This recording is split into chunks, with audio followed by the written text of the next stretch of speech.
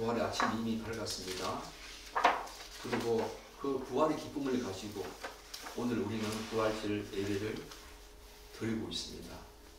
오늘 요한복음 20장 1절부터 10절까지 말씀을 통하여서 예수 부활의 역사성과 믿음이라고 하는 제목으로 하나님의 음성을 듣겠습니다. 사랑하는 여러분, 오늘 본문을 보면 예수님의 무덤에 가장 먼저 찾아간 사람 막달라 마리아가 나옵니다. 물론 2절에 보면 우리가 알지 못하겠다라는 말씀 속에서 막달라 마리아 이외에 다른 사람들도 예수의 무덤에 찾아갔다. 우리가 그렇게 이야기할 수 있겠지요. 마가복음 16장을 보면 이때 막달라 마리아뿐만 아니라 야고보의 어머니 또 다른 마리아와 살로메 함께 동행했다. 그렇게 나와 있습니다. 그런데 오늘 주목할 인물은 바로 막달라 마리아입니다. 이 막달라 마리아가 누구입니까? 누가복음 8장에 보면 이 막달라 마리아는 밤낮 7 귀신에 사로잡혀서 하루하루를 비참하게 살던 여인이었습니다. 밤낮을 가리지 않고 시시때때로 찾아오는 그 귀신의 공포와 괴롭힘 속에서 말로 다 할 수 없는 그런 비참하고 처참한 인생을 살던 여인이었습니다. 정말이지 그런 상황이 되면 차라리 사는 것보다 죽는 것이 더 낫다. 그럴 정도로 처참하게 짝이 없는 그런 삶을 살았고 가족으로부터 친척으로부터 친구로부터 버림을 당한 정말로 너무 안타까운 삶을 살던 7 귀신 사로잡힌 여인이었습니다. 그런데 그런 고통과 아픔 가운데 살고 있던 이 여인을 누가 고쳐주십니까? 예수님께서. 다른 사람들은 그 사람을 피해가고 버림을 당할 정도로 가족들도 그를 버렸지만 예수님께서는 긍휼히 여기사 7 귀신으로부터 그녀를 자유케 하셨습니다. 그 후로 막달라 마리아는 예수님의 열렬한 추종자가 되었습니다. 그리고 예수님께서 가시는 곳마다 이 공생의 기간 동안에 그와 함께 동행하면서 예수님을 지극정성으로 섬겼고 또한 헌신한 인물이었습니다. 사랑하는 여러분, 그도 그럴 것이 제가 방금 말씀드린 것처럼 그 누구도 그들도 보지 않았던 그 불쌍한 여인을 예수님께서 고쳐주셨으니 예수님이 얼마나 고맙고 감사했겠습니까? 그래서 막달라 마리아는 예수님께서 십자가에 돌아가시는 그 순간에도 예수님을 떠나지 않고 먼 발치에서 그 모든 장면을 지켜보았던 연이었습니다. 3년 동안 우리가 잘 알다시피 예수님을 따라다녔던 제자들 그리고 대부분의 추종자들도 유대인들이 무서워서 다 불풀어 흩어지고 도망친 그런 상황이었습니다. 그런데 막달라 마리아는 그 모든 상황을 두려워하지 않고 끝까지 목격했다는 것 우리에게 큰 감동을 주지 않습니까? 아마 추측해 보건대 그 당시에 막달라 마리아의 심정은 정말 죽으면 죽으리라 그런 마음으로 예수님을 끝까지 따르려고 했지 않을까 생각을 해봅니다. 오늘 그런 그녀가 일단의 여인들과 함께 안식 후 첫날 그것도 해가 돋기 전에 아직 어두울 때에 예수님의 무덤을 찾아갔다 그렇게 말하고 있습니다. 사랑하는 여러분, 왜 찾아갔겠습니까? 아마 이들은 유대 간섭에 따라 예수님의 시신에 향료를 바르기 위해서 갔던 것으로 우리가 추측할 수 있겠지요. 그런데 무덤에 도착한 막달라 마리아는 뜻밖에도 돌이 무덤에서 옮겨진 것을 발견하게 됩니다.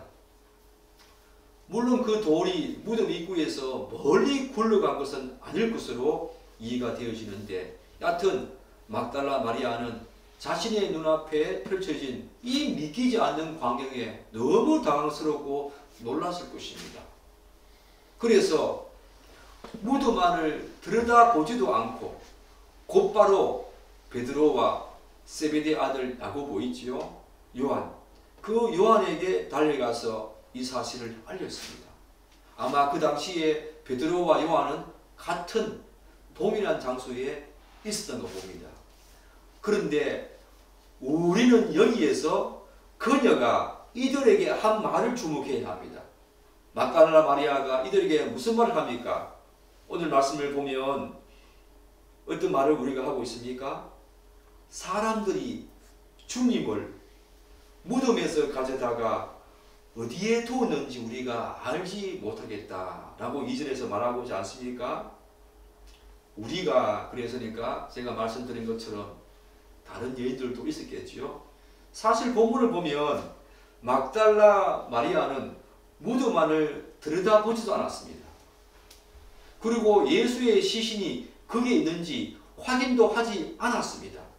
그냥 돌이 무덤 입구에서 열어진 것을 보고 이런 추측성 발언을 하고 있는 것입니다. 단지 무덤에 돌이 옮겨진 사실만으로 사람들이 누군지는 모르겠지만 그들이 네이라고 말합니다. 사람들이 예수의 시신을 다른 곳으로 옮겼다라고 하는 추측성 발언을 하고 있는 것입니다. 그런데 막달라 마리아의 이 추측성 발언은 한 번으로 그치지 않습니다. 나중에 예수의 무덤을 찾았던 베드로와 요한이 자기 집으로 돌아간 후에 그 이후에 나오지만 11절 이후에 나옵니다. 오늘 읽지 않았습니다. 그 자리에 남아있던 막달라 마리아는 울면서 구부려 그제서야 무덤 안을 들여다봅니다. 이때 흰옷을 입은 두 천사가 막달라 마리아에게 묻지요. 왜 우느냐라고 묻습니다. 그때도 그녀는 사람들이 예수의 시신을 옮겨다가 어디에 두었는지 알지 못하겠다라고 그렇게 말합니다. 이 말을 하고 난 후에 뒤로 돌이켜보니까 그 자리에 누가 서 계셨습니까? 예수님께서 서 계셨습니다. 그러나 막달라 마리아는 그가 예수님인 줄 알지 못하고 오늘 성경에 읽지 않았지만 그가 동산직인 줄 알고 당신이 옮겼거든 어디 두었는지 알려달라고 그렇게 말합니다. 막달라 마리아는 누군가가 예수님의 시신을 다른 곳으로 옮겼을 것이라고, 그 무덤 안에 예수의 시신이 없는 것을 바라보면서 처음에는 들여다보지도 않고 베드로하고 요한에게 그런 말을 했다면 베드로와 요한이 자기 집으로 다 돌아간 이후에는 무덤 안을 들여다보았지만 시신이 없다는 것을 확인했겠지요. 그 확인하고 난 다음에 누군가가 예수의 시신을 옮겼을 것이라고, 부활과 전혀 관련 없는 그런 말을 하고 있지요. 추측성 발언을 3번씩이나 하고 있습니다. 이 말이 무엇을 의미합니까? 3번은 완전을 의미하지요. 그녀는 예수의 부활을 확실히 믿지 않았던 것입니다. 그녀는 반면에 누군가가 예수의 시신을 다른 곳으로 옮겼을 것이라고 확실히 믿고 있는 것입니다. 사랑하는 여러분, 그런데 과거 교회 역사를 보면 예수님의 부활을 믿지 않고 조작된 것이라고 주장하는 사람들 중에 중요한 논리 중에 하나가 바로 이것입니다. 막달라 마리아가 가졌던 이 생각이었습니다. 그들은 제자들이나 혹은 예수님을 따르는 수종자들이 예수의 시신을 미리 다른 곳으로 옮겨놓고 예수님께서 부활하셨다, 그렇게 주장한다 하면서 조롱하고 비난했습니다. 물론 이런 생각과 논리는 예수 부활의 역사성을 아예 믿지 않으려고 하는 사람들, 그들의 억지 주장에 불과하지요. 이런 부류의 사람들은 이미 부활의 가능성을 철저히 배제하고 배격합니다. 심지어 그 사실을 절대로 믿지 않으려고 전제를 하고 있습니다. 그리고 이런저런 자신의 논리에 조금이라도 도움이 될 만한 이런저런 자료가 있으면 그 자료를 찾기에, 증거를 찾기에 혈안이 되어 있지요. 막달라 마리아의 이 말이 그들에게 얼마나 솔깃하겠습니까? 우리와 같은 생각이네. 이들이 누구입니까? 소위 자유주의 신학자들과 과학주의, 그것을 신봉하는 사람들이 바로 그런 전형적인 모습이지요. 오늘날 자유주의 신학자들은 예수의 부활, 역사적인 사실을 믿지 않습니다. 또한 그것을 인정한다고 하더라도 그냥 기독교 신앙의 한 일부, 입으로 고백하는 정도, 그것의 역사성을 믿지는 않지만 그래도 기독교 복음 중에 하나라고 그렇게 고백하는 정도지요. 사랑하는 여러분, 오늘 말씀을 보면 그들의 1인 주장이 다음과 같은 내용을 통해서 부정될 수밖에 없다. 저는 그렇게 생각합니다. 먼저 그것은 베드로와 요한이 그들의 주장이 부정될 수밖에 없는 가장 처음에 이유가 뭐냐면, 첫째 이유가 뭐냐면 베드로와 요한이 막달라 마리아로부터 이 사실을 전해 듣고 난 다음에 그들이 보인 반응이었습니다. 그들은 너무 당황스러워했습니다. 매우 놀랐다는 것입니다. 그리고 한달음에 예수님의 무덤으로 달려가서 그 사실을 확인하려고 했던 것입니다. 만약 제자들이 실제로 예수님의 시신을 미리 다른 곳으로 옮겼다면 그런 반응 보이지 않았을 것입니다. 그런 연기 하지 않았을 것입니다. 베드로와 요한은 정말로 당황스러워했습니다. 정말로 놀랐다는 것입니다.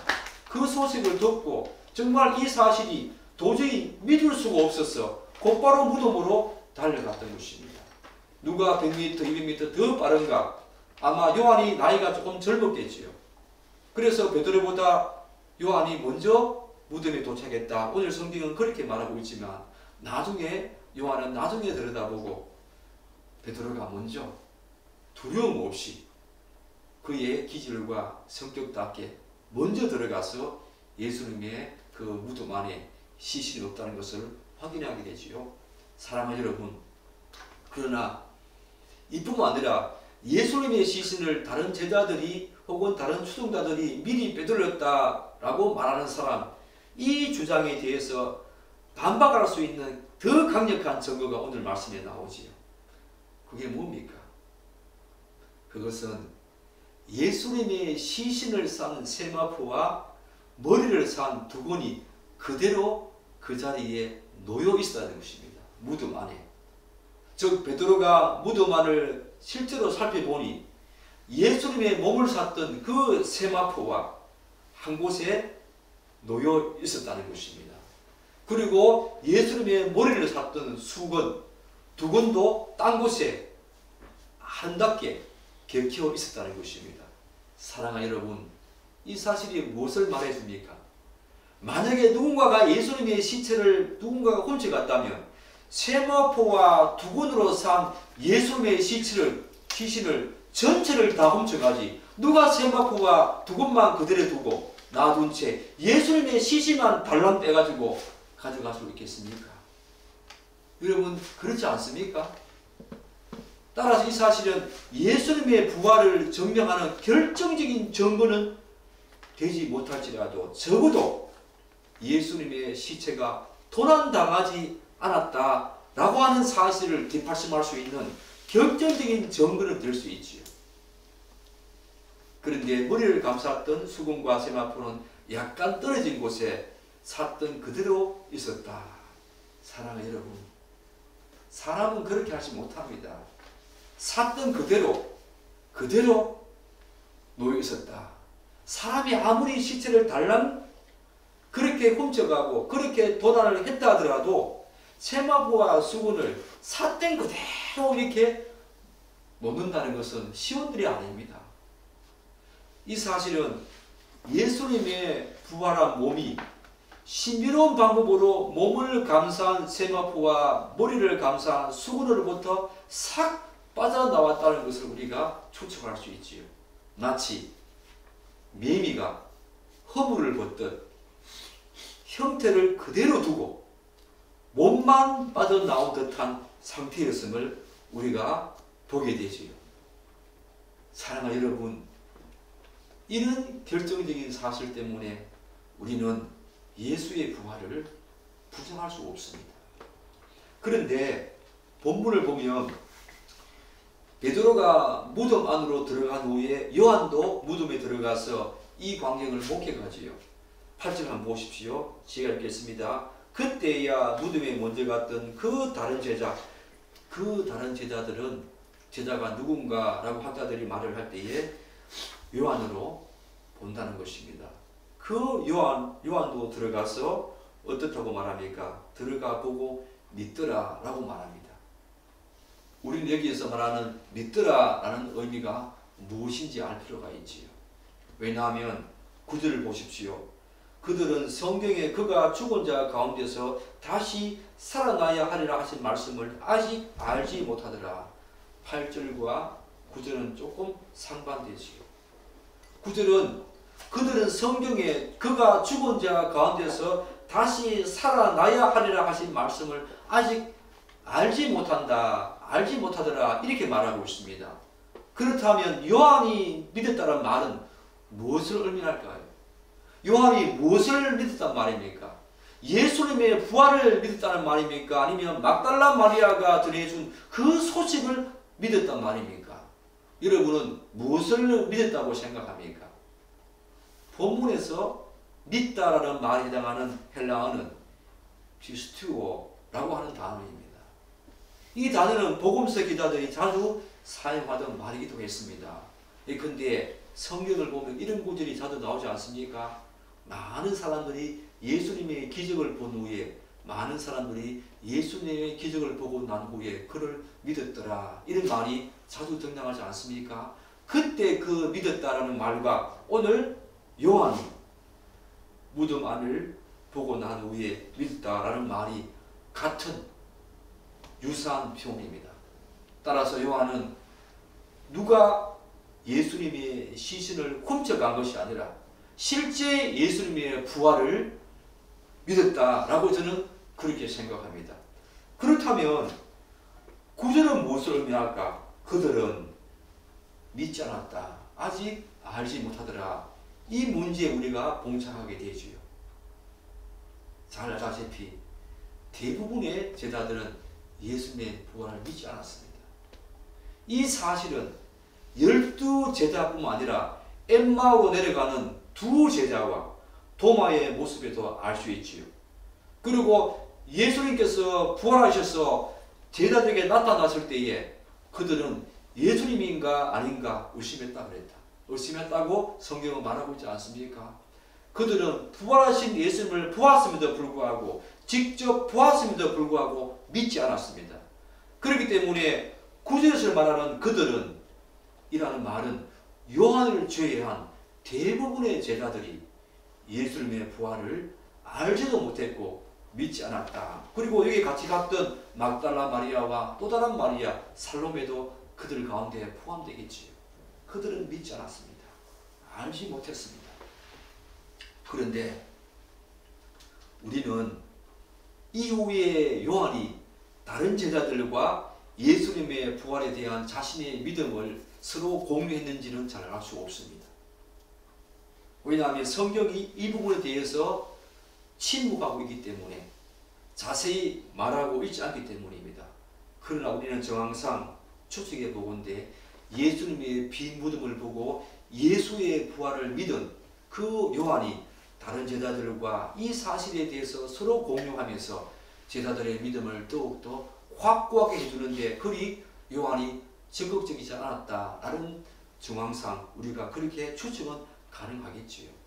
아마 요한은 예수님의 빈 무덤만 보았기 때문에 자신도 예수의 부활에 대해서 믿기는 믿었지만 확고하게 해줄 수 있는 또 다른 추가적인 사건을 보고자 해줄 수도 있겠다.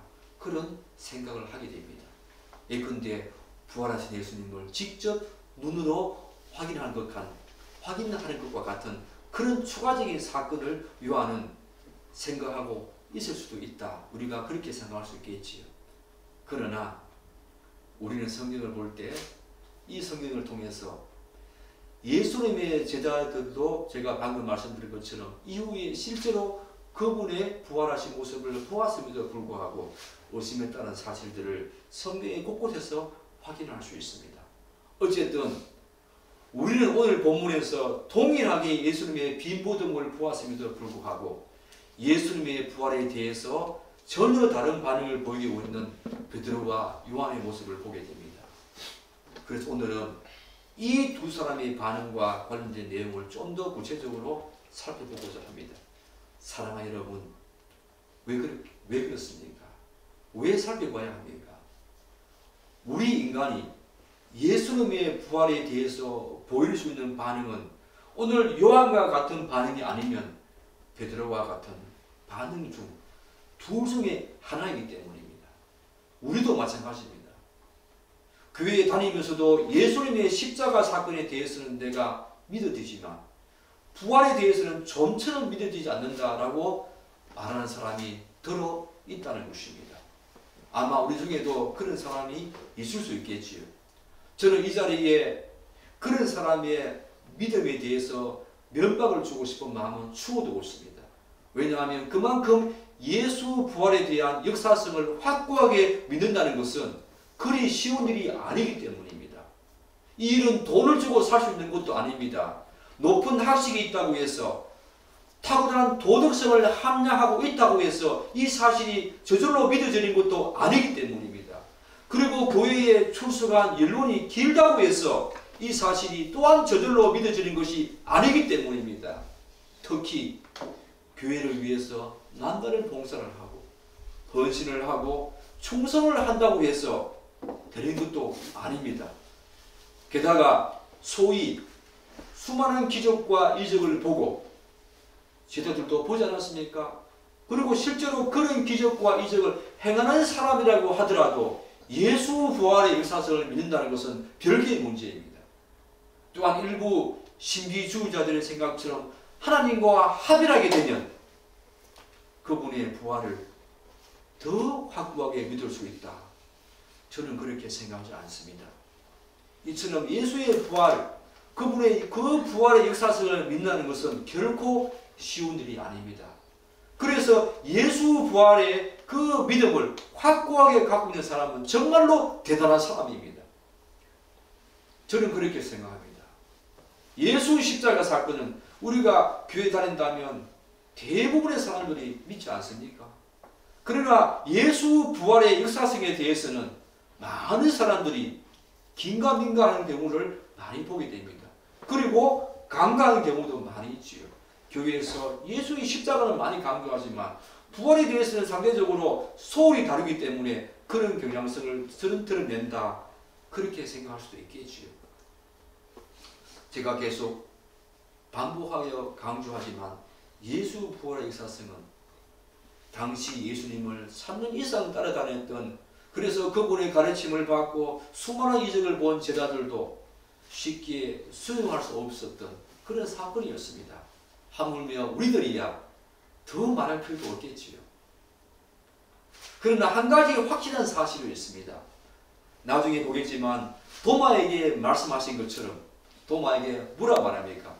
보지 않고 믿는 자가 더 복되다, 그렇게 말하고 있지 않습니까? 예수께서 이르시되 요한복음 20장 29절에서 도마에게 이렇게 말합니다. 예수께서 이르시되 너는 나를 본으로 믿느냐? 보지 못하고 믿는 자들은 더 복되다. 사랑하는 여러분, 우리는 제자들보다 더 복된 사람들입니다. 우리는 막달라 마리아와 살로메와 또 다른 마리아보다 더 복된 사람입니다. 우리는 예수의 부활을 본 500여 그리고 발보다 더 복된 사람입니다. 왜 그렇습니까? 예수님께서 분명히 우리에게 단호하게 말씀하십니다.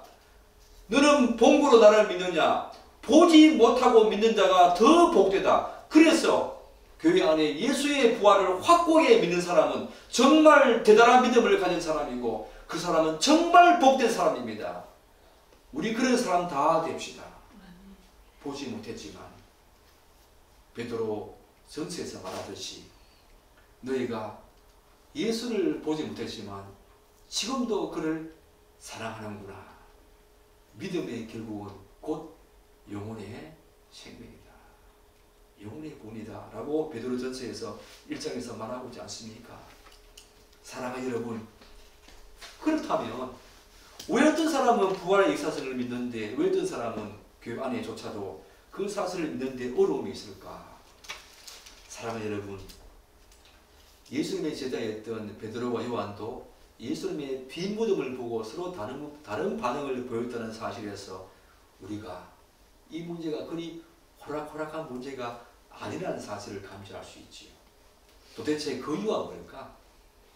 하나의 원칙이나 원리는 아닐지라도 그래도 제 나름대로 다음과 같은 몇 가지 이유를 추측해 볼 수 있겠다. 여러분들은 어디에 해당하는지 한번 생각해 보십시오.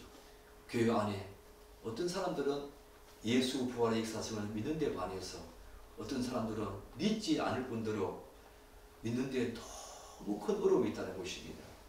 그 이유 중에 하나가 저는 이렇게 생각합니다. 개인마다 기질이 다르기 때문이다. 기질의 차이가 하나님의 말씀과 그분이 행하신 사역, 부활에 대한 확신, 믿음을 가지는데 분명한 영향을 준다. 저는 그렇게 생각합니다. 사실 이 기질은 우리가 거듭난다고 해서 바뀌는 것이 아닙니다. 단지 인간의 기질은 예수 믿기 전과 예수 믿음 후에 비교할 때에 그 중심과 방향성이 확 바뀌는 것이, 기질 자체가 바뀌는 것이 아니라는 것입니다. 바울이 그랬습니다. 사실 선천적으로 자신의 기질이 다른 사람들보다 약간 의심이 많고 또한 모든 것에 회의적인 사람이 있을 수 있지요. 이런 사람은 예수님이 행하신 사역과 특히 부활을 믿는데 상당한 어려움이 있을 수 있다는 것입니다. 또 다른 하나는 계명주 이후에 과학을 비롯한 모든 학문부에 구석구석 파고들어서 지대한 영향을 주었던 과학주의 혹은 합리주의를 지극히 신봉하는 자들도 이런 사실에 대해서 믿음을 가지는데 상당한 어려움을 가질 수 있습니다. 과학주의자들은 자신의 이성으로 이해할 수 없거나 혹은 증명할 수 없는 부분은 절대로 인정하려고 하지 않습니다. 따라서 이들은 보이지 않는 영적 세계를 인정하지 않습니다. 왜냐하면 이들은 어떤 지식과 진리의 합리성을 인간의 이성으로 판단하고 도출하려고 하는, 그렇게 관철을 시키려고 하는 경향이 있기 때문입니다. 또 다른 이유가 있습니다. 믿음의 성장과 하나님을 알고자 하는 간절함이나 사모함의 차이가, 그리고 그 정도가 예수의 부활을 그리고 그 역사성을 인정하는데 상당한 차이를 불러일으킨다. 저는 그렇게 생각합니다. 그래서 예수님께서 앞으로 우리가 산상수훈에서 보겠지만 구하라 그리하면 너에게 주실 것이요, 찾으라 그러면 너희가 찾을 것이요, 두드리라 그리하면 열릴 것이니, 찾는 자에게, 두드리는 자에게, 그리고 구하는 자에게 이런 놀라운 사실이 임한다는 것입니다. 여러분들은 간절히 예수 부활의 역사성을 믿게 해달라고 하나님께 한번 구해봤습니까? 그분을 한번 찾아봤습니까? 심지어 계속 문을 한번 두드려 봤습니까? 우리가 예수의 부활, 이 역사성을 믿는데 상당한 어려움이 있는 것은 하나님을 알고자 하는, 그것을 믿고자 하는 간절함이나 또한 사모함 차이가, 그 정도가 이런 차이를 불러일으킨다는 것입니다. 은혜의 방편, 기도와 말씀과 성례를 통해서 하나님 앞에서 부지런함과 철저함을 가지게 되면 믿음이 강한 자가 될 수 있습니다. 사랑하는 여러분, 이런 은혜의 방편에 게으르고 나태하면 여전히 연약한 상태, 유아적인 수준에 머물 수밖에 없지요. 지금까지 말한 것 중에서 여러분들은 어느 것에 해당합니까? 예수의 부활을 확실히 믿고 있다면 다행이지만 여러분이 그 확실성을 여러분이 던들어 세워나가는데 앞에서 말한 그런 이유들 때문에 상당한 어려움을 겪은 적이 있습니까? 그런데 제가 마지막으로 한 가지 더 말씀드려야 되겠습니다.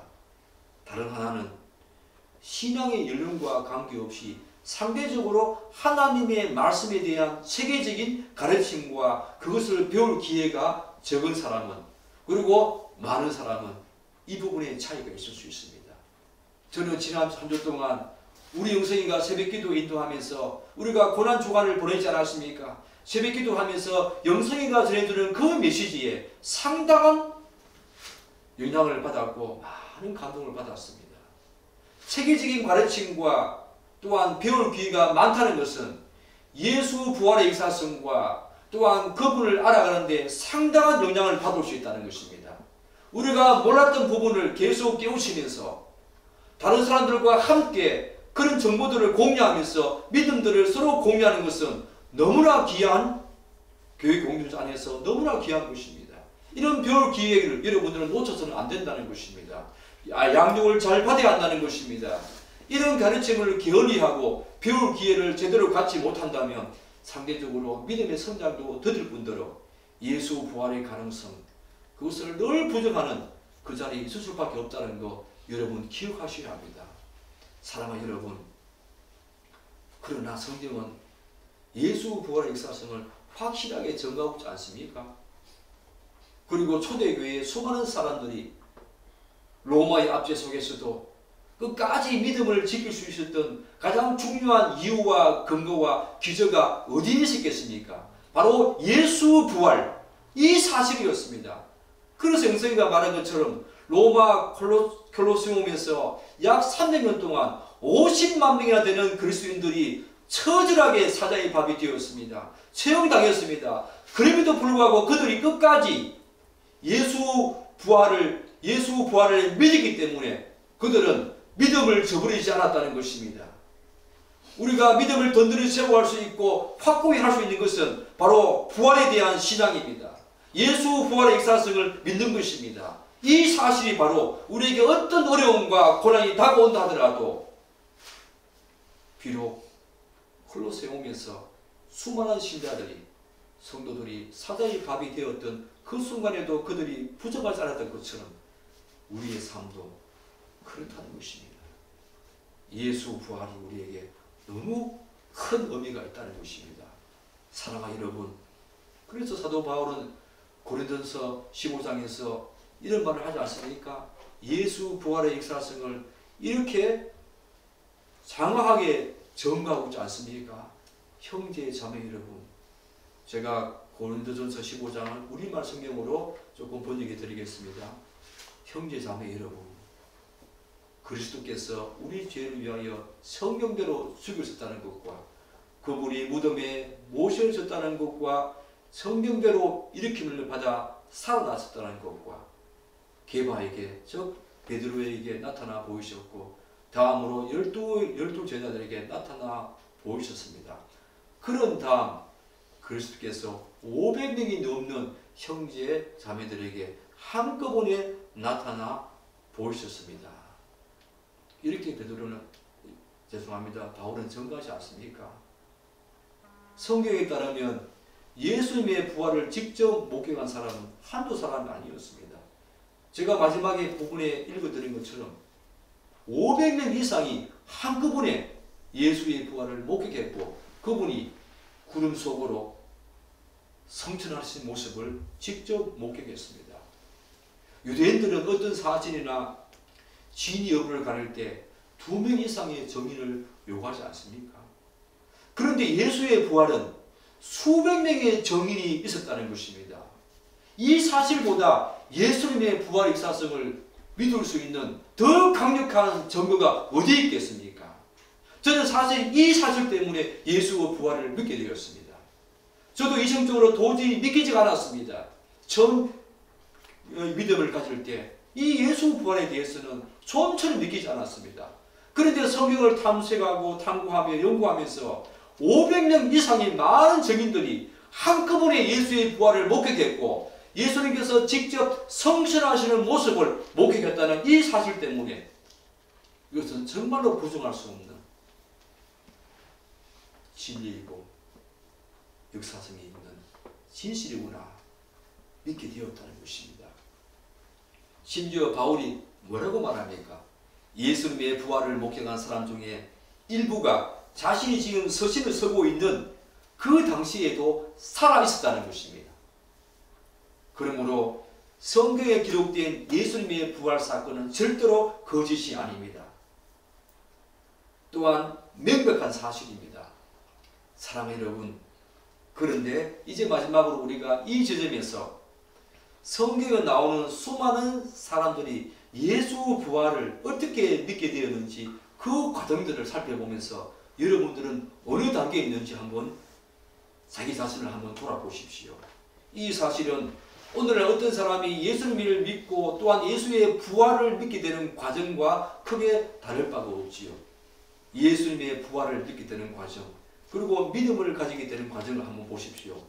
첫 번째가 뭐겠습니까? 오늘 막달라 마리아에게서 찾아볼 수 있습니다. 먼저 예수님의 부활을 도저히 믿을 수가 없었어. 혹시 그것이 조작일 수 있다는, 막달라 마리아는 누군가가 훔쳐갔다 그렇게 생각하지 않았습니까? 그것이 조작일 수 있다는 생각을 먼저 한다는 것입니다. 이게 무슨 단계겠습니까? 의심하는 단계입니다. 여러분들은 예수의 부활에 대해서 의심해 본 적이 있습니까? 아예 의심도 하지 않고 지금 교회에 다니고 있지 않습니까? 의심하는 것은 괜찮습니다, 여러분. 그냥 맹목적으로 믿는 것이 더 큰 문제입니다. 우리는 예수님의 부활에 대해서 상당한 의심을 가지고 접근해야 합니다. 처음 믿음 가질 때는 너무 중요하다는 것입니다. 의심하는 단계가 있겠지요. 그 다음에 예수 부활에 대해서 또한 믿음에 대해서 그 다음 단계가 무엇이겠습니까?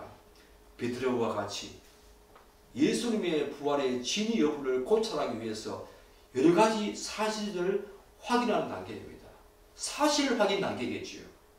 그럼에도 불구하고 오늘 베드로와 요한이 보인 반응이 무엇입니까? 여전히 무덤에서 어떤 일이, 무슨 일이 일어났는지에 대해서 당황스러워합니다. 사실을 확인하면서도 당황스러워하지요. 그리고 세 번째 단계가 무엇이겠습니까? 드디어 인격적으로 예수님을 만났을 때 사람들은 예수님의 부활을 받아들이고 믿습니다. 바로 예수님을 구주로 영접하고 예수님의 부활을 수용하고 믿는 단계겠지요.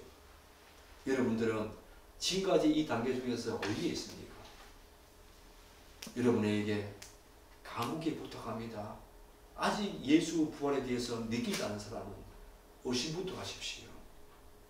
믿음은 절대로 의심의 단계 부정할 수 없습니다. 그것을 간과해서는 안 된다는 것입니다.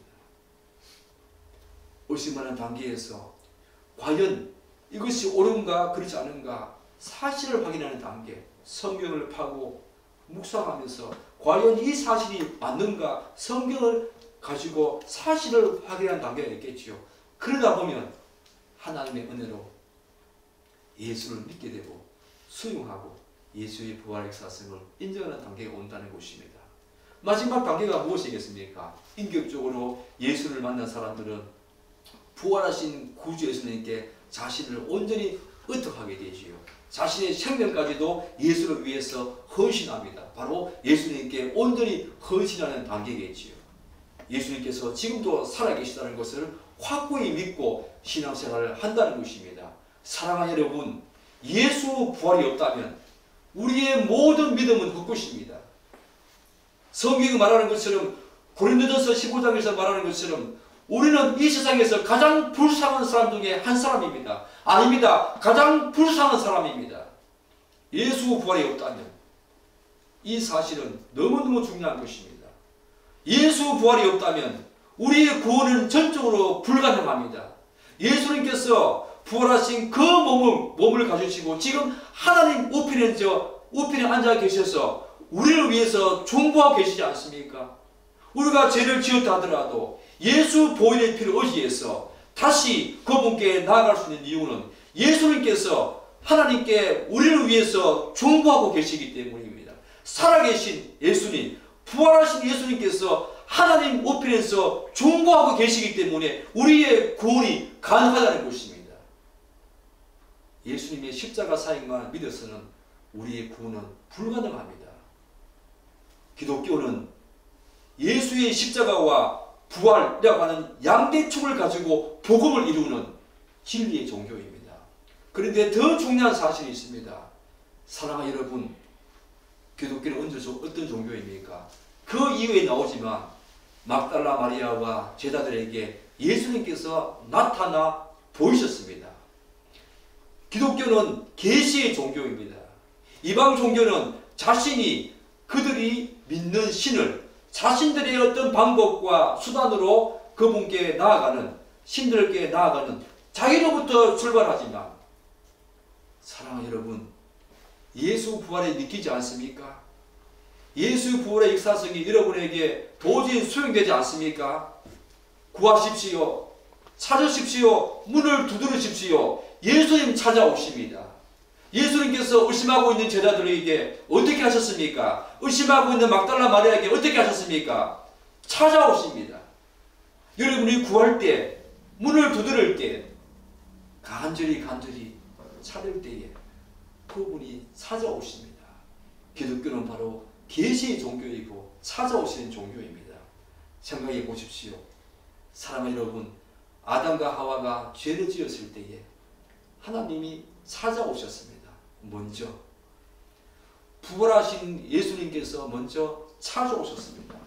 우리가 의심할 때에 긴가민가 성경을 뒤지면서 묵상하고 끊임없이 탐색하고 탐구할 때 예수님께서 우리를 찾아오십니다.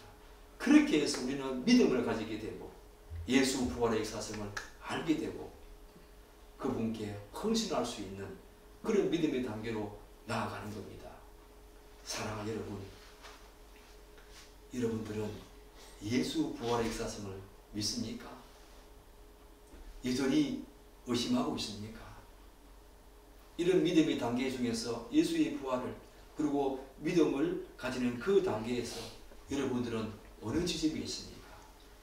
한 가지 확실한 것은 여러분들이 예수님의 십자가 죽음을 확실히 믿고 그분의 십자가 죽음이 나의 모든 죄짐을 지신 그분의 죽음이 나의 모든 죄를 다 속했다라고 확실히 믿는 그런 믿음을 가지고 있다 하더라도 예수 부활을 믿지 않는 사람은 거짓입니다. 그 모든 것이 아무 소용이 없다는 것입니다. 예수 부활은 너무너무 중요합니다. 예수 부활의 역사성을 믿는다는 것은 너무너무 귀한 것입니다. 오늘도 부활하신 예수님께서 우리와 함께 하십니다. 그 사실이 예수 부활이 얼마나 중요한가 우리에게 강력하게 증거하고 있는 굉장히 중요한 사실 아닙니까?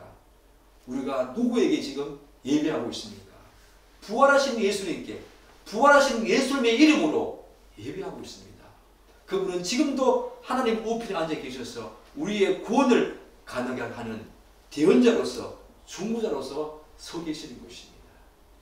사랑하는 여러분, 이 귀한 부활의 아침에 예수 부활의 신앙을, 역사성을 확고하게 믿고 수용하고 받아들이면서 이제 부활하신 예수님을 따라서 여러분의 삶의 지경에서 묵묵히 그분을 따라가는 예수 부활의 증거, 예수 부활의 정인으로 사신 여러분 되시기를 간절히 축복하고 기대합니다. 기도하겠습니다.